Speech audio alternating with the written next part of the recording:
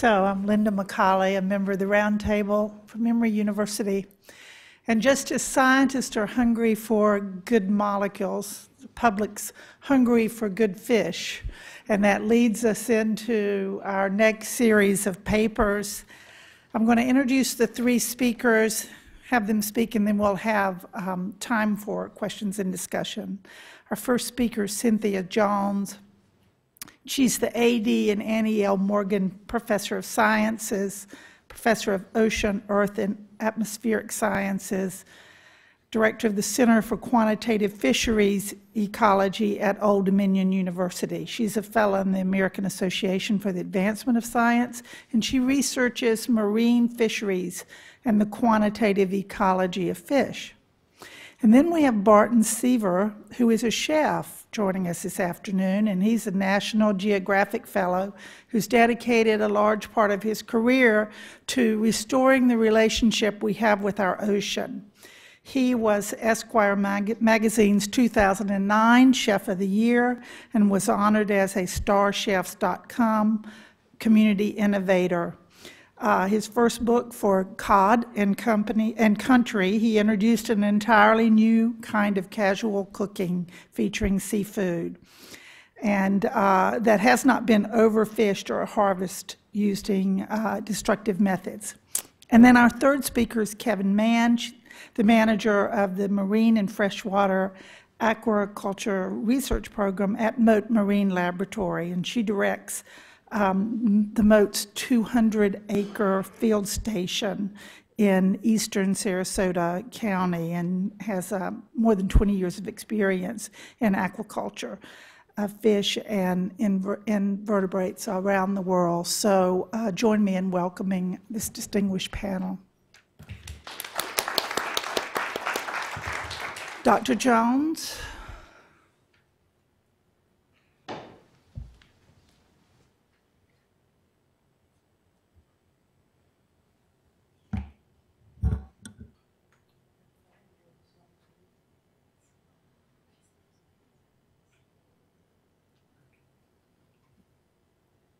Good afternoon, everyone. I'm going to change gears a little bit. I'm going to be talking about something that's been more attended to in Europe than it has here, and that is food security. This isn't safety, this is food security. Just a brief outline of the talk. I'm going to talk about dietary requirements or suggestions for seafood. I'm going to compare that for how much seafood is available to meet those kinds of requirements.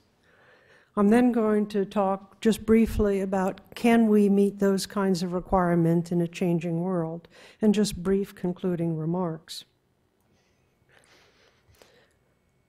I'm sure you've all seen recommendations like this. This was out of the New York Times last week, a very timely article, and it's basically saying you're much better off eating fish directly than you are having omega-3 fish pills, because among other things, when you're eating fish, you're not eating high cholesterol foods, and so it keeps your behavior better and provides you with a really high quality of protein.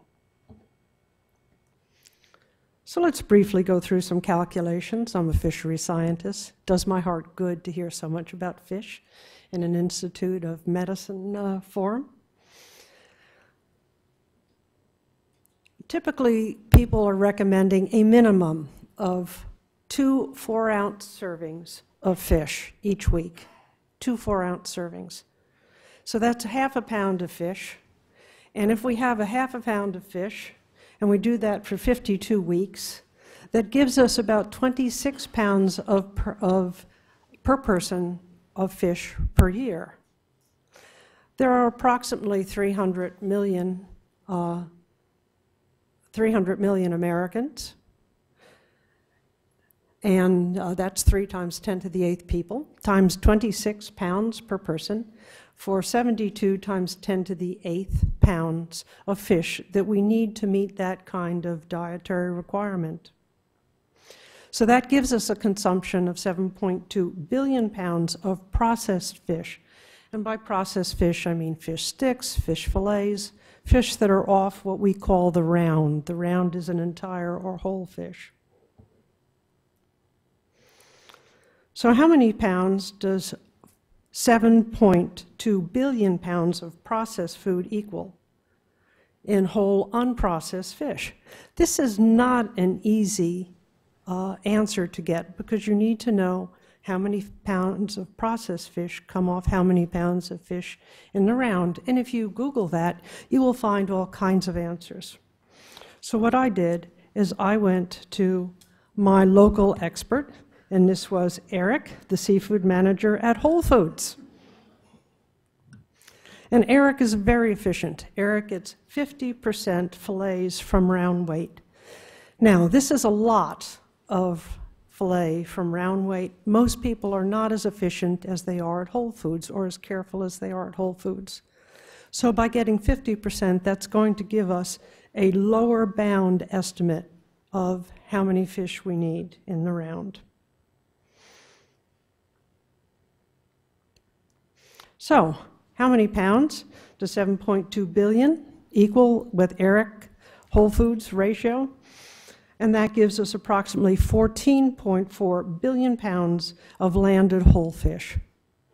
So our next question, and that's what we should be eating. The average American, by the way, is eating about 15.8 pounds of food, fish per year, down from about 16.5 the last couple of years. So they're actually eating less seafood.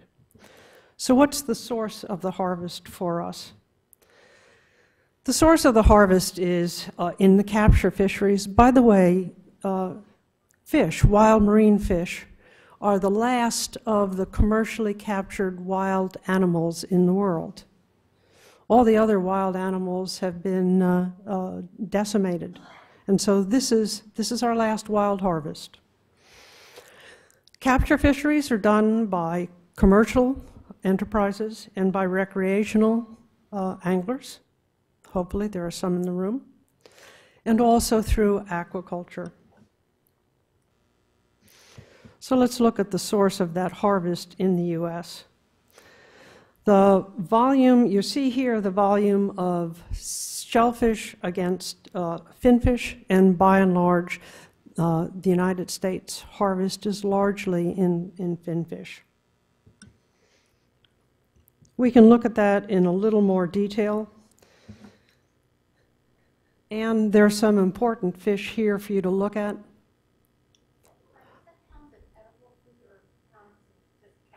This is pounds of catch in the round. This is in the round. This isn't harvested, so it's what are the, we call them ex-vessel. So it's when they take them off the vessel, what have they in fact landed? It isn't necessarily what they've caught, because they catch some, and if they're not of high value, then they discard them at sea, some of which will die. Okay, so this is just what comes into the port. This is just the amount that's actually landed. I'll be very specific with my terms, not caught, landed. Okay? And so what you see here is our number one catch in weight. And I'm going to deal mostly here with weights, not values. But is pollock. And pollock is made typically into things like surimi and things like that. The second one you'll notice is menhaden, and that's both Gulf and Atlantic menhaden, and that is not an edible fish. That is a fish that is typically used and processed for oils or for chicken feed and things like that. It's an industrial fish. I don't know whether you've ever seen a menhaden. If you've ever handled one, you'll understand why you would not want to eat a menhaden. And then we go down into things like salmon. We get down into the cods. The most valuable organisms we fish are typically what you'd think: crabs, scallops, lobster, shrimp.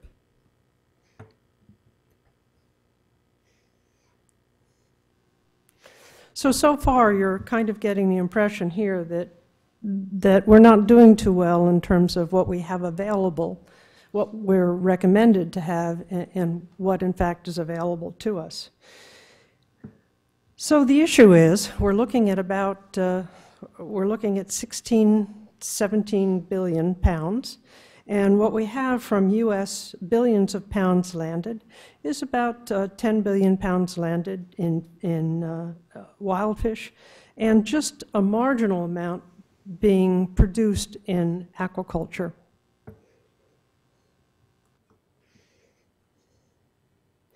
So let's look in summary. All US landings are 8.2 times 10 to the 9th pounds. The reduction fishery of that is 1.7 times 10 to the 9th pounds, and reduction fishery are menhaden. The edible fish and seafood landings are 6.5. The recreational fisheries landings isn't going to help us.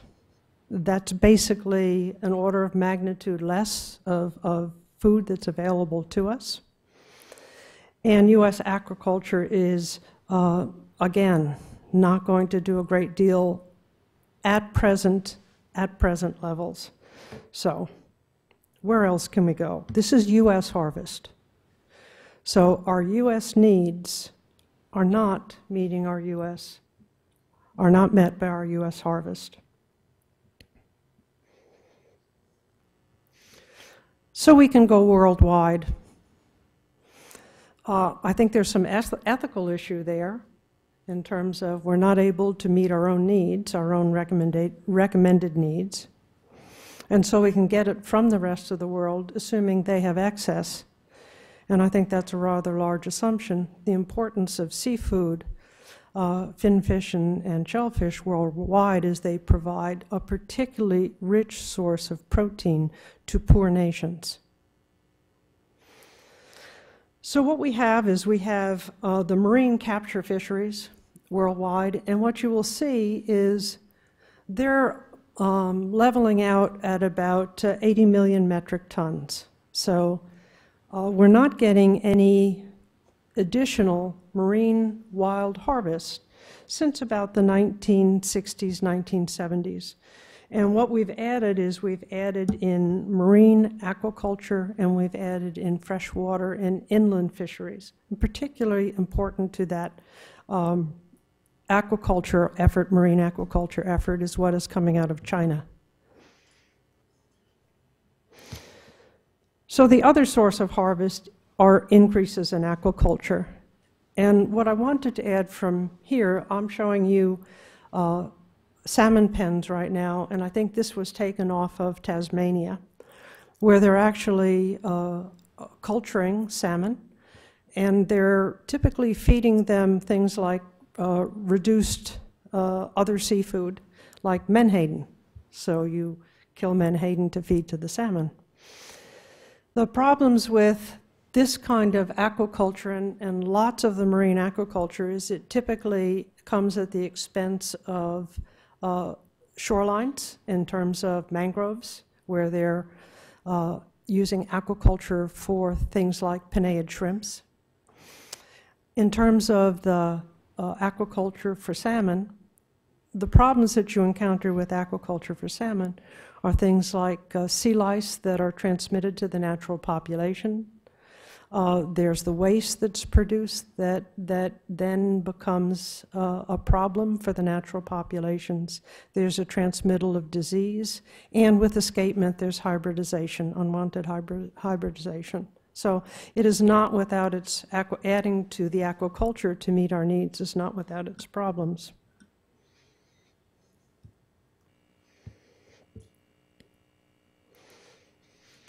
And this is showing that we're anticipating somewhat near 60% of our fish production worldwide, not US, but worldwide, is going to come from aquaculture. And again, China's the leader here. So if we see what we have in terms of worldwide production, we see that we're largely going to meet what we have available for sources of harvest in worldwide are marine capture and aquaculture.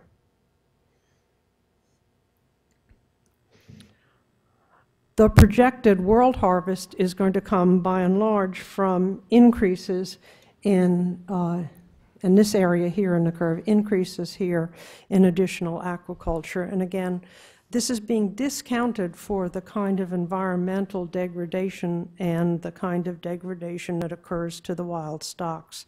So you're not actually getting a good cost benefit out of this.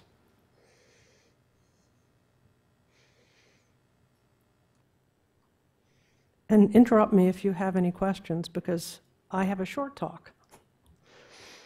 So let's talk a little bit about what a fishery scientist would call equilibrium conditions.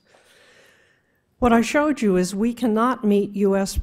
needs with U.S. productions. We have to go worldwide. We can get it worldwide as long as we remain a economically dominant country and we can afford to buy those. If, in fact, other countries then develop their economies, they're going to be competing directly with us for those seafood resources, and we may or may not be able to then afford them. Certainly the poor in our country will not be able to afford them. As you know, seafood's quite expensive these days in the U.S. So what's going to happen when we no longer have equilibrium conditions? When we no longer have the kinds of conditions we had in the past. And so let's look to, can we predict, can we think about what's going to occur in terms of our food security through food production? This was a study that was talked about this morning, that fish are going to shrink in size by 25% due to climate change. This is a prediction. We don't know whether this is true yet. And what does that mean? Well, it means a couple of things. It means that fish, you're not going to get as many fillets out of smaller fish, but it has more ramifications down the line than just that. The production of reproductive product by a fish is proportional to its size in weight. So a large, big fish will produce lots of eggs, which means that some of those will survive to recruit to the fishery next. If you have small fish, you have lowered productivity. You not only have smaller fillets and potentially slower growing fish, but you also have fewer young in the system. And that means you're going to have smaller populations if this prediction is true.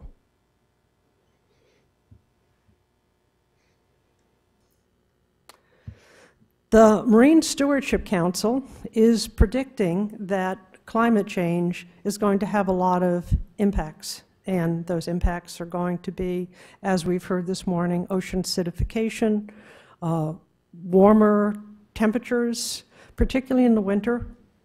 Can be good, can be bad. It also means we're going to have a potential for changes in oxygenation in the oceans, among other things. If we look at a general schematic of where this can impact the productivity, we can see that it will impact the productivity through all the life history stages. And what I'm going to do next is I'm going to bring up 3 simple examples that we're working on in our lab to talk about what those impacts might be. Profoundly important on the east coast of the U.S. are Atlantic menhaden.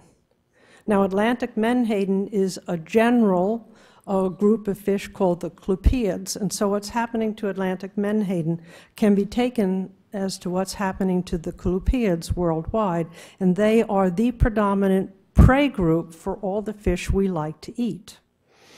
And so what you see for Atlantic menhaden is there has been a decline in the success of the commercial fisheries over the years.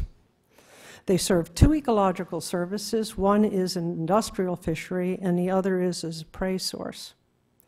Now, for Atlantic menhaden, there's been a new stock assessment. The stock assessment shows that they are not overfished and that they may or may not have overfishing occurring to them. So let me define that, because a lot of people really don't know that distinction. A stock that's overfished means that its biomass has been brought down beyond the point where it's a healthy reproductive stock. So it means that the biomass is less, and it means that your growth overfishing, so you're fishing them too young for them to put on their maximum weight, and you're also potentially fishing them so that they're not allowing them to spawn and reproduce. So that's what an overfished stock is. Overfishing is when you're fishing too much to keep that stock sustainable over time. So you can have a stock that is not overfished, but for which in a given year you have overfishing occurring. It means that if you continue overfishing, you're going to bring that stock down into a condition where it is overfished. So what we find with Atlantic menhaden is they're not overfished, and that potentially their overfishing is occurring, but not necessarily. The stock assessment's a little marginal on that one. But what does the future portend? About 20, 30 years ago, they did a prediction of the habitat in Chesapeake, the habitat along the East Coast that was the source of the recruits coming into the fishery. And this was all done just on habitat area. And they found on habitat area that about 70% was coming out of Chesapeake Bay, 17% out of the South Atlantic, and about 14–15% out of the Mid-Atlantic Bight in New England. We did a study using something called otolith chemistry. Fish have ear bones. They accrete a layer every single day, and in that layer they accrete chemistry. It's biologically inert once it's laid down. It tells us not only how old they are in days, but it's also a passport because it tells us where they've been. So we can read those signals and know where they were born and where they've gone subsequently. And so we did that. We captured fishery, recruiting fish into the coastwide stock of menhaden, and we found indeed that 68% came from Chesapeake Bay and 16 each from the South Atlantic and Mid-Atlantic and North. So the habitat mapping and the actual production really matched quite well. So we went on, since Chesapeake Bay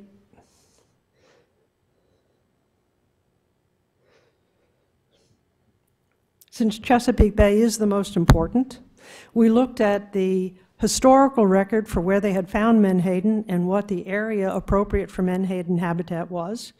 And 68% of the habitat was from the upper bay, with only 16% coming from the middle Chesapeake and the lower.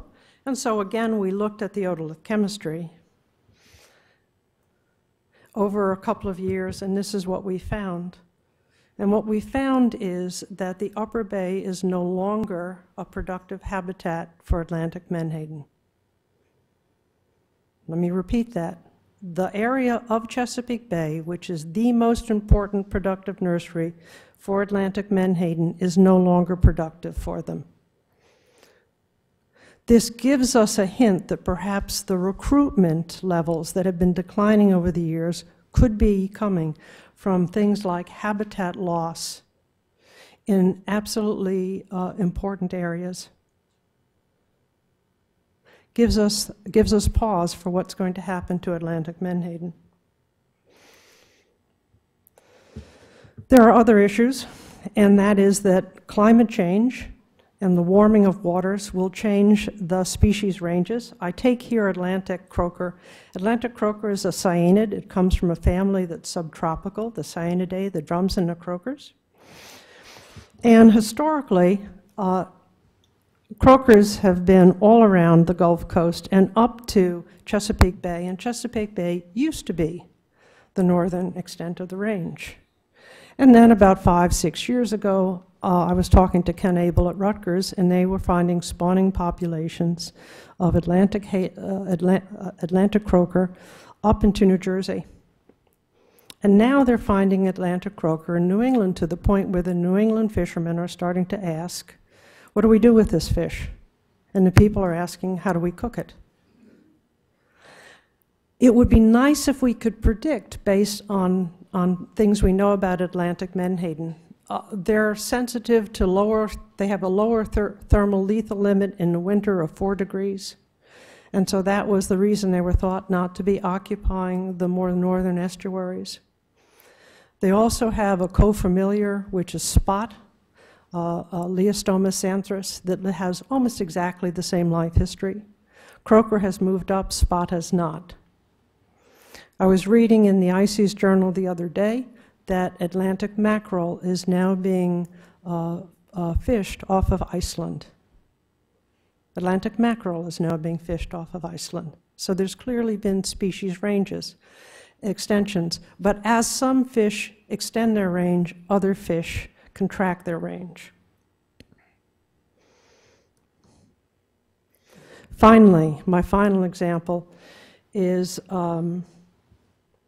speckled trout, Cyanosian nebulosus. Wonderful fish to fish for, wonderful fish to eat. They live in seagrass habitats, and the seagrass habitats that they're living in are Zostra in Chesapeake Bay. Zostra is at the southern end of its range in Chesapeake Bay. It provides a permanent habitat, a nice complex habitat. And in fact, we're losing Zostra for a variety of reasons, for anthropogenic reasons, for climate change, and it's being replaced by something called rupia. And rupia, or widgeon grass, is a very ephemeral habitat. And my question is this: if we lose our seagrass habitats in one of our major nursery habitats in Chesapeake Bay, what's going to happen to the fish who are obligate to that habitat? Survival in seagrasses is improved over survival in sandy areas, and that's been proven for a variety of species. So before the red light comes on, in conclusion, the dietary suggestions exceed our ability to produce. So if we count on U.S. production alone, we do not have food security for the nation. Will changes in management and aquaculture bridge the gap?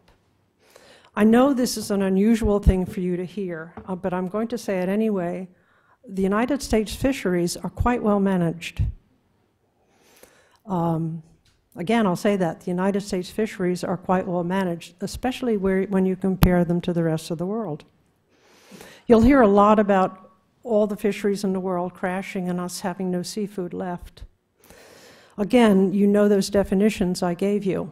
In the U.S., only 28 stocks out of 230 stocks are overfished. 1 in 5 has overfishing, but they're not overfished. So U.S. stocks are in relatively good health compared to stocks worldwide. We have good management. I don't think we're going to be able to substantially increase the productivity. Steve Murawski says we can probably increase production by about 25%, but this may not, in fact, meet the needs of a growing U.S. population. The effects of climate change are unknown. I couldn't possibly predict for you whether things are going to get better or worse. Species are changing their range. Some species are doing better. Some species are doing worse. If you fish for weak fish, you understand that their range is also contracting. They're not doing as well as Atlantic croaker that is. But in addition to that, you are also changing the timing of events.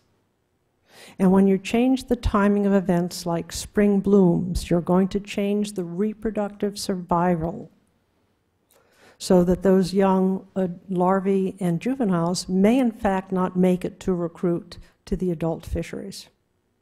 So we simply don't know. Thank you very much for your attention.